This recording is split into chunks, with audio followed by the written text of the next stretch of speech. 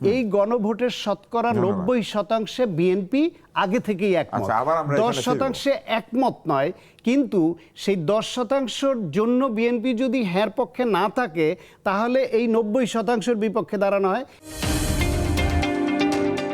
সাংবিধানিক সংস্কারের যে বিষয়গুলো আপনারা বলেছেন, সেখানে কিছু কিছু সাংবিধানিক সংস্কার আছে যেটা গণভোটেই আছে, ফলে এটা তো ম্যান্ডেটরি হয়ে যাবে গণভোটে যদি হ্যাঁ হয়।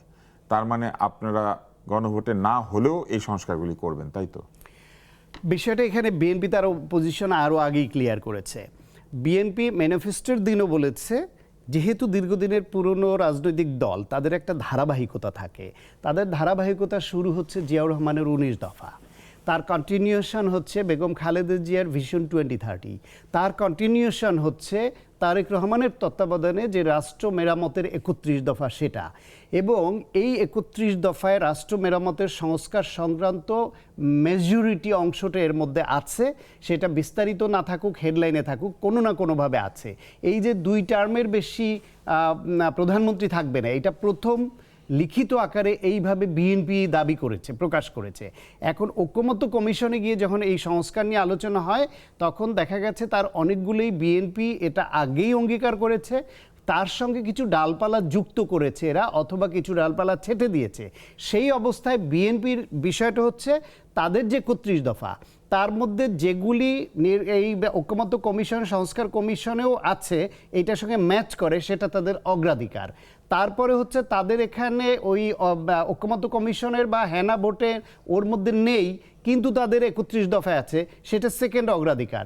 থার্ড অগ্রাধিকার হবে গিয়ে যেটা তাদের 31 দফা এবং কমন পড়েছে, এই দুইটা হওয়ার পরেও কিছু প্রস্তাবনা আছে যেটা তারা নোট অফ ডিসেন্ট ছিল, একমত হয়নি। সর্বশক্তিমান আল্লাহর প্রতি পূর্ণ আস্থা ও বিশ্বাস রাষ্ট্র পরিচালনার মূলনীতি হিসেবে সংবিধানে পুনঃস্থাপন করা হবে, কিন্তু গণভোটে কিন্তু এই বিষয়টি উল্লেখ করা হয়নি।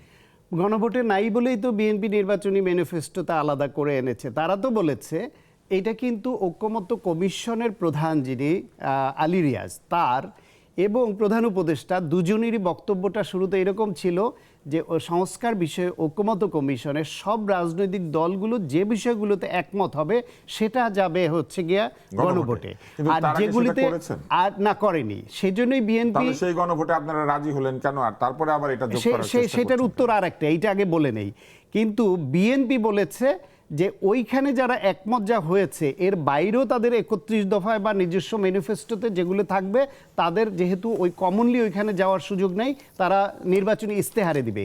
এই ইস্তেহার জেনে জনগণ যদি বিএনপিকে রায় দেয়, তাহলে বিএনপির ধরে নিতে হবে জনগণ তাদের ইস্তেহারের পক্ষে রায় দিয়েছে, ওই গণভোটের পক্ষে না। আবার পাশাপাশি যদি গণভোটে হ্যাঁ যুক্ত হয়, এবং হ্যার পক্ষে বিএনপি কেন বলল, কারণ হচ্ছে গিয়ে এই গণভোটের শতকরা 90% বিএনপি আগে থেকেই একমত।